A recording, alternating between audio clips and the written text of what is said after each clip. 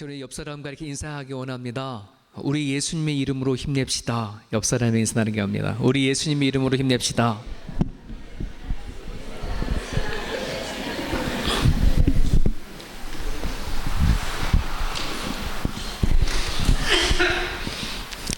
오늘 일부에 나온 한 집사님이 성도님이 그러더라고요.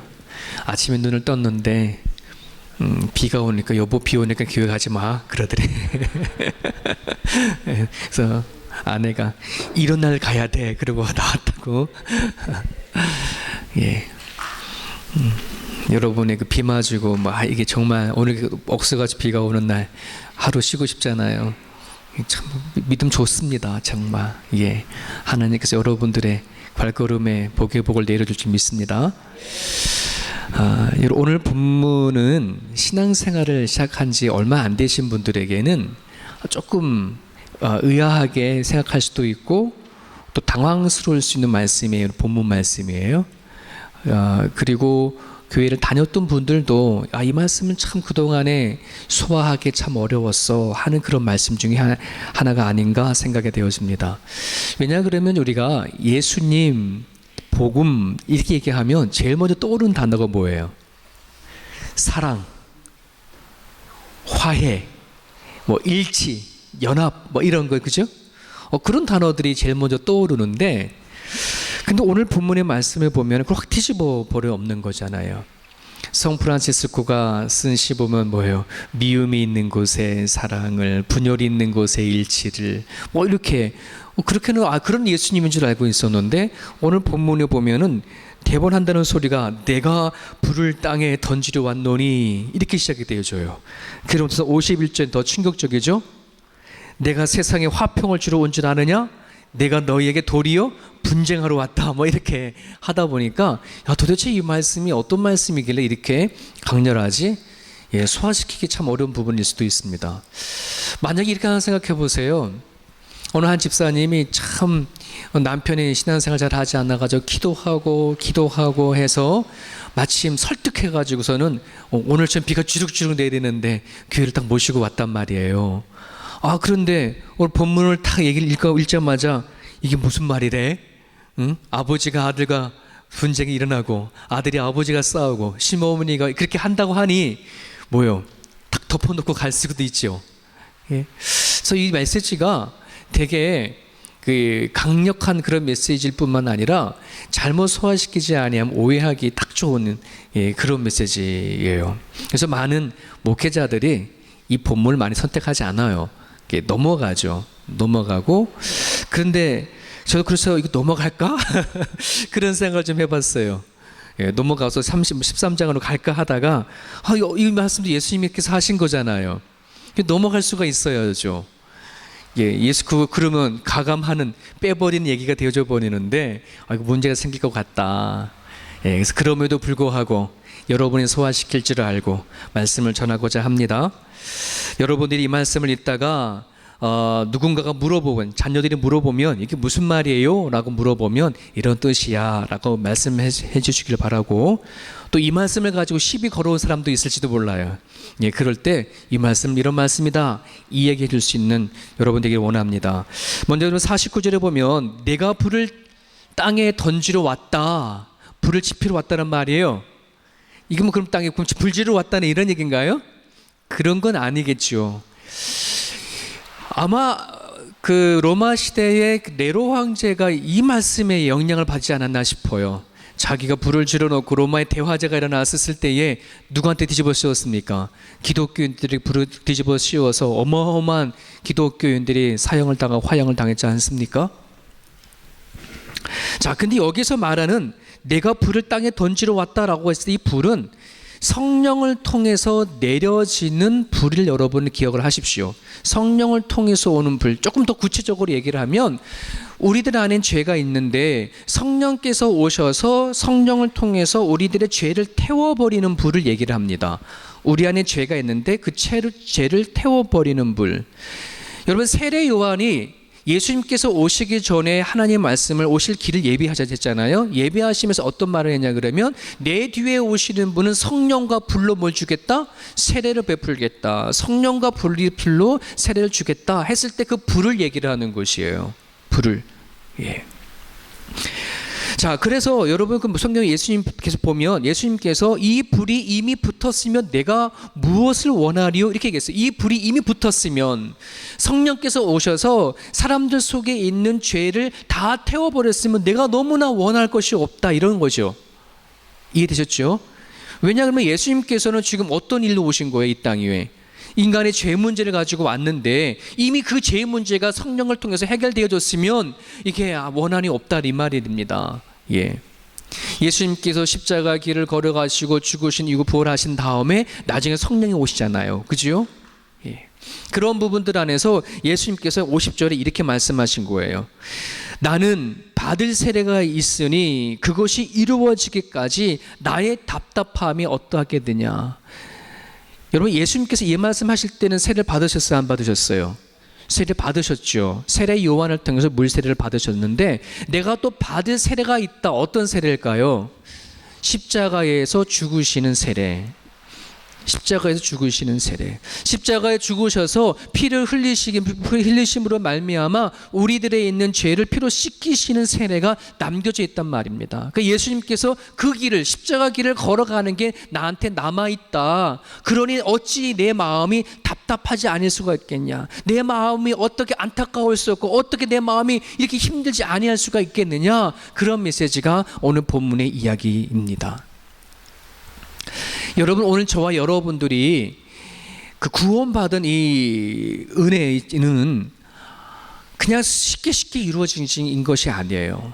많은 사람들이 하나님의 은혜를 얘기를 하잖아요. 예수님을 얘기하고 복음을 얘기를 할 때에 그냥 하나님의 은혜를 참 얘기를 하는데 우리가 받은 그 은혜를 값싸게 만드는 이유 중에 하나가 뭐냐 그러면 하나님은 이만큼의 은혜가 있는데 그 중에 하나를 내가 받은 것처럼 생각할 때가 있다는 말이죠. 근데 그렇지 않아요. 하나님께서 우리를 구원하시기, 나를 구원하시기 위해서 희생하신 그 고통과 아픔이 너무너무 크다라고 한다는 것입니다. 여러분 우리가 하나님, 예수님, 성령님 할 때 대체적으로 이런 생각을 하죠. 전지전능하시고 사랑이 많으시고 국률하시고 은혜로우시고 이런 하나님을 생각을 하는데 여러분 창세기부터 요한계시록까지 쭉 보면은 하나님이 과연 그런 하나님만 얘기하는 건 아니죠. 되게 많이 인간을 이 세상을 창조하시고 또 인간을 만드신 다음에 그 인간이 죄를 짓는 그것으로 인해서 하나님이 되게 아파하시고 고통스러워하시고 눈물 흘렸다는 이야기가 성경 곳곳에 담겨져 있다는 말이에요. 여러분 그래서 그 말씀 많이 읽어보셨죠? 그죠? 예수님께서 이 땅에 오셨을 때에 백성들을 바라볼 때마다 자기 마음이 창자가 끊어지는 것 같이 그렇게 아팠다라고 표현할 정도로의 우리의 하나님은 그냥 사랑의 하나님, 은혜로운 하나님만이 아니라 우리들의 사람을 향해서 참으로 많은 눈물을 흘리시고 아픔과 안타까움을 갖고 계시는 하나님이라는 사실을 우리는 기억을 하셔야 합니다. 그런 하나님을 우리가 깨달아 알아야 내가 오늘 구원받은 은혜가 얼마나 귀하고 소중하고 가치 있는 것을 깨달을 수가 있어요. 그저 뭔가 하나님 많은 갖고 있는 것 중에 나 하나 던져줘서 내가 구원받은 그런 것이 아니라니까요. 우리 애들을 키우다 보니까 옛날에 아이들이 그냥 돈은 저절로 생겨나는 줄 아나 봐요. 예. 그래서 뭔가 이렇게 사게 되면 돈이 없어서 안 돼 그러면 아빠 카드 있잖아 막 이렇게 얘기를 하거든요. 그 카드는 때 되면 그냥 은행에서 돈을 주는 줄 알아. 나중에 카드 물어봤는데 정말 그렇게 생각했대요. 예, 그냥 카드만 갖고 있으면 왜 은행에 때가 되면 은행에서 돈을 주는 줄 알고 호주가 좋은 나라래. 속도 모르고 그지요. 여러분 우리 어린아이들이 대부분 아버지나 어머니를 바라볼 때 그렇게 시선을 봐요. 그죠? 모든 걸 다 갖추는 아버지 엄마, 근데 힘이 있는 아버지 엄마. 하지만 이 아이들이 성장하고 자라면서 철이 들면 어떻게 뭘 보는 거예요? 부모님의 아픔과 부모님의 수고로움과 애씀을 깨닫고 할 때 뭐가 드는 거예요? 철이 들었구나, 이제 너가 좀 철이 들었구나, 이런 거잖아요. 그죠? 그렇게 되어지면 이제 아이들이 어떻게 되는 거예요? 아, 이제 내가 이렇게 살면 안 되겠구나. 참 부모님이 나를 위해서 이렇게 많이 애쓰고 그렇게 했구나. 내가 돈도 아껴야 되고 내가 공부도 정신 바짝 차려서 해야 되고 이렇게 하겠다라고 하는 그 뭔가 생기잖아요. 안 생긴가요? 우리 영적인 것도 마찬가지입니다, 여러분. 그냥 우리가 단지 하나님의 은혜로다 찬양한다고 될 문제가 아니라, 여러분, 우리들의 믿음은 정말 순수하고 깨끗해야 되지만 신앙은 성장하고 자라가야지 되어져요. 신앙에 철이 들어야 된다는 말이에요. 그렇게 신앙에 철이 들면 무엇을 보냐 그러면 하나님이 안타까움을 보게 되어져요. 하나님이 눈물을 보게 되어져요. 하나님이 이 세상에서 무엇을 위해서 안타깝고 눈물하고 아파하시는지를 보게 되어진다는 사실이에요. 우리가 그것을 보지 못하면 그저 하나님의 은혜로만 찾고 탈라고 하고만 살아가거든요. 그렇지 않아요. 여러분, 사명이라는 것이 뭐예요? 소명이라는 것이 뭐예요? 내가 하나님이 나를 불렀고 그 하나님의 마음을 헤아리고 깨달아질 때에 뭐가 있는 거예요? 소명이 있고 사명이 있는 거예요. 그 사명을 받은 사람은 어떻게 살아가는 거예요? 내가 희생해야지, 내가 헌신해야지, 이렇게 살아가는 거잖아요. 그게 영적으로 철들었다 그러는 것이에요. 예. 내가 하나님을 믿고 예수님을 믿어도 희생과 헌신 이런 것이 없이, 그건 아직 내가 영적으로 성장하지 못한 거예요. 내가 하나님이 나한테 베푸신 은혜가 이렇게 큰데, 나를 행하신 그 일들이 너무너무 고통스러워 죽기까지 사랑하셨는데, 나를 위해서 날 작정하시고 이런 일로 지금까지 계속해서 은혜를 부어주시는데, 이런 걸 알아야 뭐가 되어지는 거예요. 예, 거기에 희생이 있고 거기에 내가 뭔가 섬기려고 하는 것이 있어진다는 사실이에요. 오늘 예수님께서요, 예, 제자들에게 십자가의 길을 그냥 쉽게 간 것이 아니에요. 가능하면 정말 이 땅에 성령께서 오셔서 이미 불이 붙어져 버렸으면 원한이 없겠다. 예, 그 마음 여러분 이해가 되시겠어요? 이제 이 땅에 이미 불이 임하졌으면, 불이 지펴졌으면, 성령을 통해서 우리들의 죄가 해결이 되어지고 모든 사람들이 성령 하나님을 만나고 살아갔으면 나는 원한이 없겠다. 여러분, 이 자리에 계신 저와 여러분들이 예수님의 그 마음, 하나님의 그 마음을 마음에 받아들일 수 있기를 주님의 이름 축원합니다. 내가 받을게요, 하나님. 내가 그 예수님 마음 제가 받겠습니다. 하나님의 그 눈물 내가 내 마음 담겠습니다 하는 그 심령을 가지고 우리가 신앙생활을 할 수 있기를 간절히 바라요. 그래서 내 가정에서나 교회에서나 일터에서나 내가 하나님 믿고 하나님 때문에, 예수님 때문에, 성령님 때문에 내가 헌신도 하고 희생도 하고 아낌없이 내가 드릴 수 있는 그런 것이 이루어질 때에 가정이 살아요, 교회가 살아요. 안 그렇습니까? 그럴 수 있기를 주님의 이름으로 축원합니다. 계속해서 예수님께서 뭐라 말씀하십니까? 그 뒤에가 더 이제 또 초충격적이죠. 내가 세상에 화평을 주러 온 줄 아느냐? 도리어 분쟁하러 왔다. 분쟁하러 왔다. 여러분, 우리 예수님이 평화의 왕 맞아요, 안 맞아요? 평화의 왕 맞아요. 예, 평화의 왕으로 오셨어요. 우리 예수님은 평안을 주시는 분이셔요. 성경의 곳곳에 보세요. 정말 예수님께서 오셔서 맡긴 담을 허시고 평안을 주시는 분이라고 맞는데, 아니 왜 여기에서 내가 왜 세상에 화평을 주려 하지 않고 분쟁을 주려 했던 의미가 뭐냐? 이것을 이해하려고 그러면요, 예수님은 평화의 왕이 맞아요. 하지만 하나님께서 주시는 평화와 이 세상에 바라는 평화가 다르다는 사실이에요. 세상에서 말하는 화평은 뭘까요? 그냥 편안한 거, 문제가 없는 거, 예, 그런 것을 가지고서는 세상에 말하는 평화일지 몰라요. 하지만 예수님께서 주고자 하시는 화평은 뭐냐 그러면, 따라합시다. 하나님과의 관계를 통해 주시는 모든 것, 예, 이거예요. 뭐가 화평이냐 그러면, 하나님을 관계를 통해 하면 하나님께 주시는 그 무엇이 있을 거 아니에요, 그죠? 그 모든 것을 가지고 화평이라 얘기하는 거예요. 하나님과의 관계를 가지면 때로는 힘을 줘요. 세상에다 주시는 기쁨도 줘요. 물질도 줘요. 마음의 평강을 줘요. 이것을 다 통틀어서 뭐냐 그러면 화평, 히브리어는 샬롬 이렇게 얘기하는 거예요. 샬롬. 그래서 히브리 사람들이, 유대인들이 뭐라 그래? 샬롬 샬롬 하잖아요. 그때 그 샬롬이라고 한다는 것은 당신이 하나님을 통해서 그 어떤 모든 것을 받음으로 말미암아 건강이든 삶이든 그 모든 것이 잘 되기를 원합니다, 이런 것이에요. 그 화평이에요. 그런데 문제는 이 땅에 있는 세상이 하나님을 통해서 오는 화평을 뭐하더라? 거부하더라. 마치 예수님께서 이 땅에 오셨는데 그 빛을 거부하는 것 똑같이. 왜 거부할까요? 세상에 어둠이 깔려져 있기 때문에. 골로새서 1장에 보면 그것을 흑암의 권세라고 얘기를 하고 있어요. 흑암의 권세, 악한 영이 이 땅에 지배하고 있다 보니까 예수님 그리스도 주시는 화평이 이 땅에 들어오게 되면 뭐냐면 순순히 받아지는 문제가 아니라 싸움과 분쟁이 일어난다고 한다는 것이에요. 여러분, 오늘 우리들이 받은 그 복음은요, 하나님을 통해서 온 겁니다. 아멘이시죠? 예. 그래서 오늘 우리가 받은 이 복음을, 예, 내가 받긴 받았지만 이 복음을 받지 못한 사람들과 하고는 어떤 일이 일어날까요? 서로 화해가 되어지고 하나가 되어질 수가 있어요, 없어요? 없어요. 왜? 생각이 달라요. 기준이 달라요. 사는 방법이 너무너무 달라요. 그러다 보면 자꾸 트러블이 생기는 거예요. 분쟁의 생각나는, 갈등이 자꾸만 만들어지는 거예요. 하나님이 주시는 복음의 메시지는 이러한 건데 세상이 갖고 살아가는 사상과 철학은 다르잖아요. 그죠? 그러다 보니까 부딪힐 수밖에 없어요. 부딪힐 수밖에 없어요. 그러니 뭐가 되더라? 분쟁이 되더라. 이해되시지요? 아버지와 아들이, 아들과 아버지가, 엄마가 딸과 딸과 엄마가 시어머니와 며느리가, 뭐냐면 아무리 가족이라고 하더라도 이 복음을 받았느냐 안 받았느냐에 따라서 갖고 있는 생각, 가치관이 달라지는데 어떻게 분쟁이 안 일어날 수가 있어요? 여러분, 우리 대한민국은 제사 문화이잖아요. 예, 제사 문화다 보니까 옛날에 우리나라에 복음이 들어왔을 때 가장 큰 문제가 그 문제를 가지고 얼마나 기독교인들이 많이 힘이 들었어요. 그죠? 아마 다 이 자리에 계신 오신 분들은 대부분 내가 예수 믿는 그 복음의 문제 때문에 내 친척과 여러 가지 사람들 가운데 제사 문제 가지고 한 번 정도 다 부딪혀 봤을 거라고 생각이 되져요. 그죠? 그 얘기를 하는 거예요, 지금.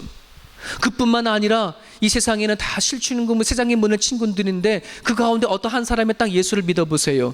그럼 뭐예요? 거기 있는 무리들이 너 예수님 믿는 거, 신앙 갖는 거 다 포기하게 만들잖아요. 전쟁이 나는 거예요. 그 싸움을 얘기를 하는 거예요. 여러분, 솔직히 이런 문제 때문에 교회에 나오는 것을 주저하는 사람들도 있고 또 교회에서 복음을 받아들이는 것을 포기하는 있는 사람도 있음을 우리는 압니다. 하지만 오늘 이 자리에 나와서 여러분들이 그런 싸움이 없이 정말 여러분의 온 가족이 또 친척들이 하나님 안에서 살아가고 있다는 그런 가정이 있으면 정말 축복받은 사람이에요. 그러나 그렇지 못한 사람들 참 많거든요. 그러면 그거 너무너무 힘이 들어요. 너무너무 다른 문제보다 더 아픔이 있어요. 예. 결혼하는데도 장애가 되어지고 부부간에 갈등이 생기고 지방과 지방에 갈라지는 일들이 얼마나 비일비재해요. 무엇 때문에요? 내가 받은 이 복음 때문에, 내가 받은 예수님께서 받은 이 메시지 때문에. 예. 그럼 이런 문제가 있으면 어떡할까요? 어떻게 되겠어요? 여러분이 이 메시지를요, 똑같이 마태복음에도 똑같이 기록되어 있는데요. 마태복음에는요, 이렇게 기록되어 있습니다. 10장 14절인데요. 34절인데, 여러분 주보에 나와 있는 기록해놨으니 같이 읽습니다. 시작. 내가 세상에 화평을 주러 온 줄로 생각하지 말라. 화평이 아니라, 뭘 주러 왔다고요? 마태복음에는 검을 주러 왔다. 누가복음에는 분쟁하러 한다라고 했는데, 마태복음에는 검을 주러, 검이 뭐예요? 칼이잖아요. 자기를 하라고 준 거 아니겠지요. 뭐라고 하는 거예요? 싸우라는 거예요. 영적 싸움을 하라 이 말입니다. 영적 싸움을 하라. 영적 싸움을 해라. 예. 자, 그러면 이제 그 영적 싸움을 어떻게 해야 되느냐, 이것이 문제입니다. 그리고 왜 해야 되느냐를 우리가 확실히 알아야 돼요. 왜 이 영적 싸움을 해야 될까요? 왜 여러분들이 이 복음을 가지고 이 싸움을 지면 안 될까요? 영생이 있기 때문에, 생명이기 때문에, 영원이기 때문에, 진리이기 때문에, 포기할 수 있는 문제가 아니기 때문에. 여기 동의하십니까? 예, 여기 이게 뭐예요? 절대 진리이기 때문에, 이걸 포기할 수 있는 문제가 아니기 때문에. 예, 세상이냐 영혼이냐라고 하면 우리는 영혼을 선택할 수밖에 없는 것이 내가 받은 복음 예수 그리스도이기 때문에. 그지요? 오늘 저와 이 자리에 있는 모든 성도들이요, 이렇게 생각했으면 좋겠습니다. 오늘 예수를 믿고 이 자리에 있는 저나 여러분들이나 그냥 내가 오늘 이 말씀 믿는 게 아니라 누군가의 영적인 치열한 영적 싸움에 의해서 내가 지금 복음을 받고 이 자리에 있다는 사실, 아마 대부분 그러신 분들일 거예요. 누군가의 이 싸움을 통해서 여러분들이 구원받으셨어요. 저 같은 경우에도 마찬가지입니다. 저희 어머님이 양가 집안 통틀어가지고 한쪽은 불교 집안이, 한쪽은 산신령 집안 속에 예수 믿었는데 그 삶 가운데에서 철저한 그 영적 싸움을 하지 않았으면 제가 이 자리까지 올라오지도 못했을 거예요. 여러분들이 다 그런 모양이에요. 한 누군가의 영적한 싸움, 엄마든 아버지든 동생이든 어떤 친척이든 또 누구든 간에 그 치열한 영적 싸움을 통해서 여러분이 예수를 믿고 이 자리에 있다는 사실을 여러분 기억하십시오.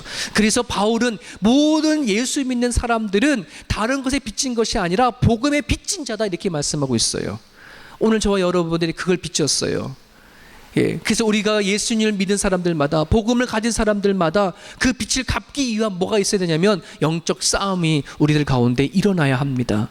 그러면 여러분, 이 영적 싸움은 어떻게 싸우라는 말이에요? 그냥 그 사람 가가지고 예수 믿으라고 몇 절 사볼까 막 이러는 그런 얘기가 아니에요. 이러라는 얘기가 아니에요. 이 영적 싸움 하는 데 있어서 두 가지를 반드시 여러분들이 기억을 하시고 이 싸움에 동참할 수 있기를 주님의 이름으로 축원합니다. 먼저 뭐냐면 내가 마음속에 받아들인 이 복음이 절대 진리다라는 사실을 여러분은 확신을 가지셔야 돼요. 절대 진리. 내가 지금 예수 그리스도를 믿는 이 복음은 다른 어떤 것과 포기할 수가 없어. 이것이 돼야지 돼. 그렇지 아니하면 이 싸움 안 일어나요. 뭐가 돼요? 아버지는 아버지고 나는 나예요. 당신은 당신이고 나는 나이고. 종교의 자유가 있는데 여러분, 오늘 종교의 자유가 있는 거 맞죠?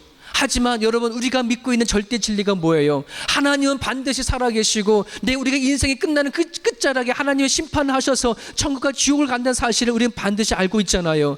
우리가 이 세상 죽으면 다 끝나는 것이 아니라 영원한 삶이 있는 것을 알고 있는 것이 우리가 알고 있는 진리인데, 그러면 사랑하는 내 남편, 내 아내, 내 자식, 그러면 영원한 지옥에 가게끔 내버려 둬버려요? 그 진리를 갖고 있는데 어떻게 가만히 있냐 이 말이지. 그런데 아버지는 아버지니까, 엄마는 엄마니까, 나는 나니까, 여러분 그럴 수가 있을지 몰라요. 하지만은 우리가요, 그 사실 절대적인 진리를 알고 있다고 한다면 목숨을 걸고 기도하셔야 된다는 거예요. 간절한 마음을 기도하셔야 한다는 거예요. 그냥 알아서 안 해요. 여러분의 남편과 아내나 자녀들이나 아직 하나님의 믿음에 대한 그 확신을 갖고 있지 못한다면 여러분들이 청한 목숨을 걸고 하나님 앞에 간구하시고 기도하고 나갈 수 있기를 주님의 이름을 축원합니다. 왜? 이 믿음의 문제는, 구원의 문제는 내 손에 달려져 있는 것이 아니라 하나님 손에 달려져 있으니까 하나님께서 손을 펴서 어떠한 방법을 통해서라도 그 찾아가 주셔서 만나 주십시오. 꿈을 통해서 만나 주시든지 사건을 통해서 만나 주시든지 하나님 그들의 예수를 만나고 하나님을 만나서 그 영혼을 구원받게 해 주십시오. 이러한 10년은 우리 가운데 있어져야 된다는 거예요. 그래야 영적 싸움에 나갈 수 있어요.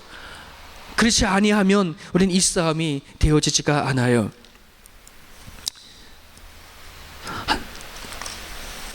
그 사람과 싸우기 싫어서 포기하면 안 돼요. 진짜 사랑한다면 뭐예요? 내 사랑한 내 남편도, 내 아내도, 내 자녀도, 내 부모도, 내 형제도 뭐 해야 되는 거예요? 같이 가야죠. 그죠? 그 영혼을 같이 가야 되잖아요. 남들도 같이 가는데, 남들도 영혼에 같이 천국 가서 살아가는데 같이 살아가야 되잖아요. 그런 안타까움을 갖고 나갈 수 있기를 바라요. 부끄러운 모습이지만 저희 외가댁에 막내 외삼촌이, 그 셋째 외삼촌이 계시는데 되게 주목으로만 살던 외삼촌인데 이분이 하나님을 경험을 하고 만났어요. 저희 어머님이 눈물 흘려가며 기도했는데 자기 아내가 유독한 암에 걸리다 보니까 그거 확 무너지더라고요. 저희 외삼촌이 누나 말 듣겠다고 복음을 받아들이면서 받아들이는 순간에 예수님을 만났어요. 영접하면서. 그리고 나서는 얼마나 마음이 평안한지 삼촌이 자기 와이프가 암에 걸려서도 하나님께서 함께 하시겠다라고 믿고서 쭉 이어왔는데, 그 하나님을 경험하고 나서는 저희 어머님이 7남매 쪽이거든요. 그러니까 저희 어머니가 믿고 그 삼촌이 이제 예수님 믿게 되어졌어요. 나머지 5남매가 있잖아요. 나중에 외할아버지가 돌아가시고 나서 그 할아버지 돌아가신 그 추도 예배에 모였는데 이 삼촌이 7남매를 다 앉혀놓고서는 무릎을 꿇고서 막 울어요. 그러고서 말하는 게, 형님, 누님, 동생, 내가 알지 어떻게 살았는지. 내가 깡패 짓 하고 살다고 내 주먹으로 살아왔는데 내가 예수 만나고 하나님 만나서 내가 변한 거 알지. 예, 그러면서 막 울면서 엄마 뱃속에서 같이 나왔고 아빠 뱃속에서 같이 나왔는데 우리가 왜 나 죽으면 다른 데 천국 가고 난 천국 가고 넌 지옥 가야 돼. 그럴 수 없으니까 우리 같이 가자. 한 배로 나왔으니까 한 배 타고 같이 천국 가자. 얼마나 거기에 통곡하고 우는지 그것에 다 무너졌어요, 형제들이. 예. 지금은 다 예수를 믿어요. 그렇게 저희 어머니가 예수 믿으라도 안 믿더니, 예, 그렇게 몇십 년간을 부르지도 안 되더니 다른 외삼촌의 말 한마디 되더라고요.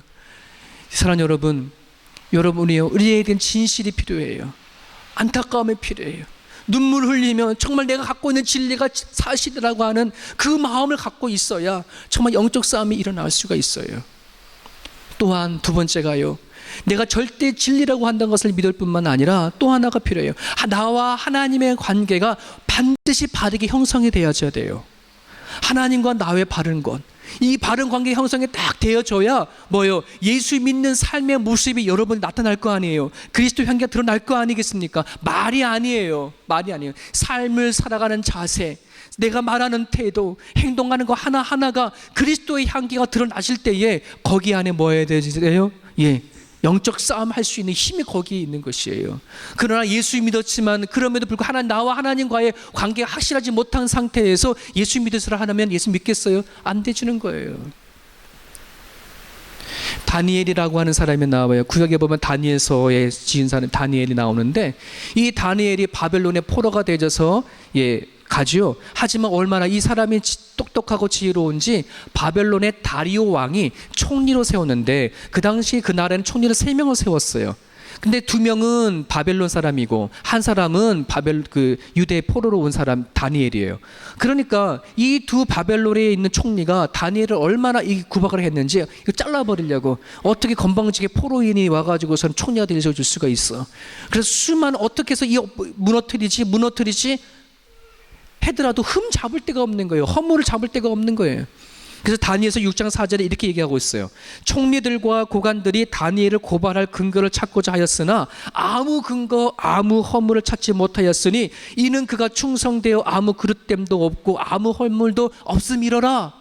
다니엘이 하나님을 향한 뭐예요? 바른 관계가 형성되어 있었기 때문에 세상 어떤 그 사람들에게 허물과 그릇됨을 찾을 것이 없는 거예요.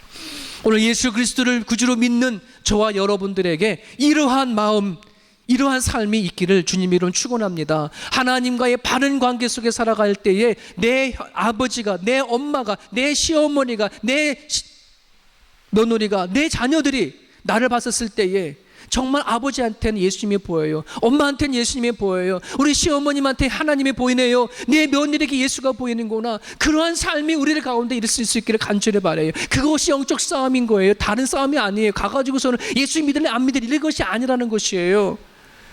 사랑하는 여러분, 예수님의 방법은요, 어떤 방법이냐면 십자가 사랑의 방법이셨어요. 하나님과 우리의 죄가 틀어지고 깨어져 있는데 어떻게 그 사람을, 우리를 하나님 가까이 했느냐? 십자가의 죽으심으로 말미암아 화목하게 하셨다는 사실을 성경에서 얘기하고 있어요.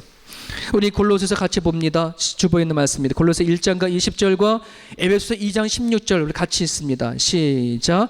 그의 십자가의 피로 화평을 이루사 만물 곧 땅에 있는 것들이나 하늘에 있는 것들이 그로 말미암아 자기와 화목하게 되기를 기뻐하심이라. 또 십자가로 이 둘을 한 몸으로 하나님과 화목하게 하려 하심이라. 원수된 것을 십자가로 소멸하시고, 원수된 것을 십자가로 소멸하시고, 십자가의 사랑으로 뭐 하신 거예요? 우리들이 죄된 우리와 하나님과 화목시키시는 분. 오늘 우리들의 안에 있는 복음을 받았어요. 예수 그리스도를 받았어요. 어떻게 이거를 영적 싸움에 나갈 거냐? 주먹으로 하는 것이 아니고 그 입으로 하는 것이 아니라 십자가 그리스도의 사랑으로 우리가 해나갈 수 있기를 간절히 바랍니다. 오늘 여러분을 통해서 여러분의 남편과 아내가 변화되어져 가고, 여러분의 자녀가 변화되어져 가고, 여러분을 통하여 내 주변에 있는 이웃들이 예수 그리스도를 알아갈 수 있는 삶이 우리 가운데 이룰 수 있기를 주님의 이름으로 축원합니다. 끝으로 우리 예수님께서 비유 하나를 두셨어요. 그게 이제 비유 이야기가 우리 54절부터 59절의 이야기인데, 이 비유를 왜 드셨냐고 하면은 그 복음에 대한 열정, 내가 우리 구원을 받았고 복음을 가졌는데 이 복음을 가졌는데 열정이 없고, 그리고 하는 영적 싸움을 감당해야 되는데 영적 싸움 하는데 힘이 없고, 그러한 사람을 향해 주시는 메시지예요. 힘을 가져라. 권면하는 그런 메시지예요. 주저앉아 있지 마. 주저앉아 있지 마. 너가 지금 예수를 믿냐? 복음을 가졌느냐? 그러면 지금이 기회야. 이런 말씀을 하기 위해서 비유를 하나 든 거예요. 그러면서 이런 말씀을 하죠. 사람은 이 구름이 떠면은 비가 오는지 안 오는지를 안다.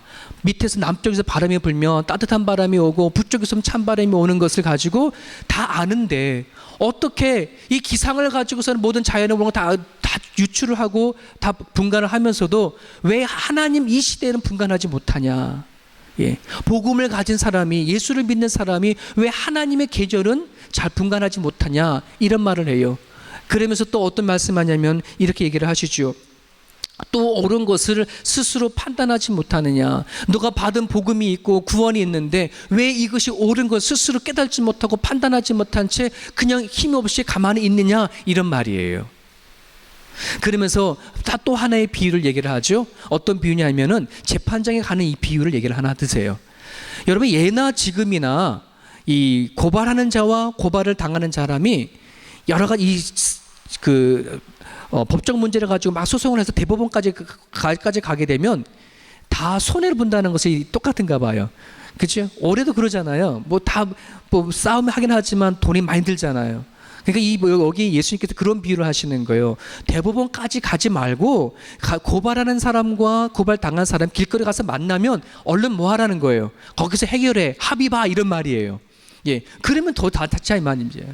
그래서 거기 오늘 본문의 그 58절에 보면 너가 너를 고발하는 자와 함께 할 때 고발하는 자 누굴까요? 예수님을 얘기하는 거예요. 예수님이 고발하는 사람이고, 그 다음에 그 앞에 법관에 갈 때에 법관이 누구예요? 하나님이에요. 하나님이 계신 곳.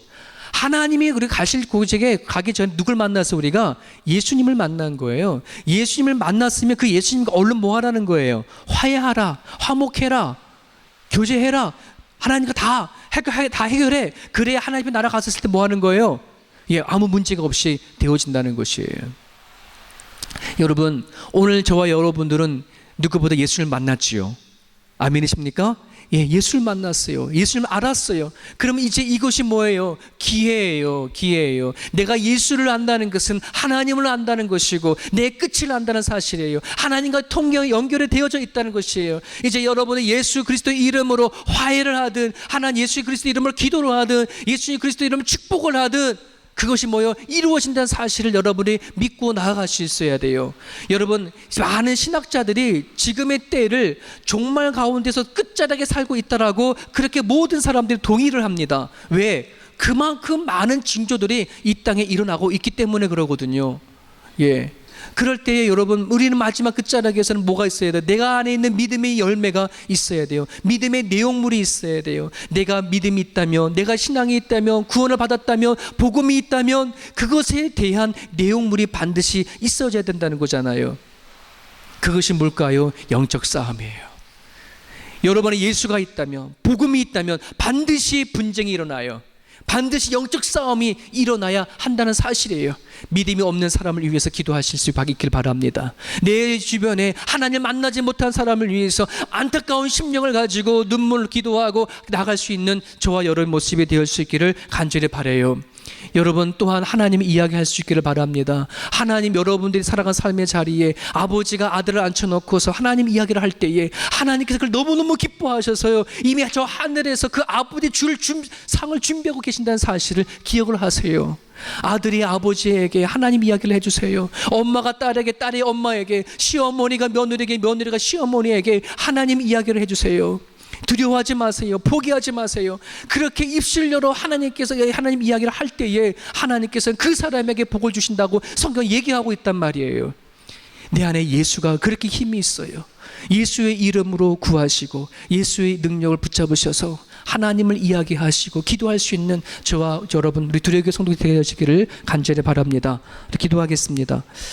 오늘 말씀 이 시간 기도할 때요, 우리 1, 2분 동안 여러분 주변에 정말 복음을 받지 못한 성도들이 있다면 예, 우리가 한번 영적 싸움으로 놓고 기도했으면 좋겠습니다. 하나님, 내 남편, 또 내 아내, 또 내 자녀, 내 부모님 아직 하나님을 영접하지 못했다면 우리는 절대 진리를 알고 있는데 이 진리가 사실인 우리가 믿잖아요. 하나님 도와주세요. 찾아가 주세요. 구원해 주세요. 그들 사랑해 주세요. 우리가 이런 기도를 같이 한번 올려주신 시간 드렸으면 좋겠습니다. 우리 같이 한번 기도합니다. 하나님 아버지, 하나님 감사하며 기도합니다. 성령께서 이 시간 붙잡아 주십시오. 오늘 우리들이 그냥 아버지 맹 놓고 있지 말게 도와주시옵소서. 지금의 기회입니다. 지금의 붙잡을